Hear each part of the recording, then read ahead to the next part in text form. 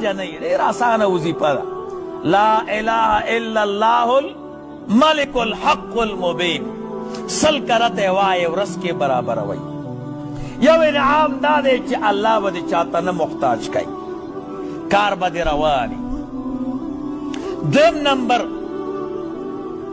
کمال پکې دا دی چې د قبر سختیونه به الله ساتي. د قبر چې کوم سخته شپه ده، رسول الله مبارک امتیانو ته وایي ای زما امتیانو 2 شپې درنه هېرې نشي ګوره.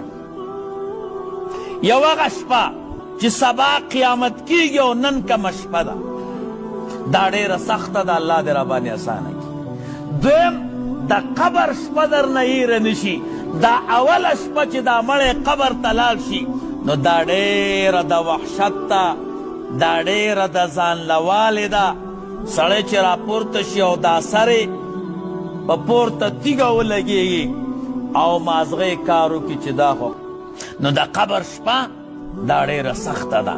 څوک چې دا وایي لا اله الا الله الملک الحق المبین سل کرته، نو دویم انعام دا دی چې د قبر دا ځانلوالی به الله پې اسانۍ او د دې نه به ساتي. ورځ کې سل کرته.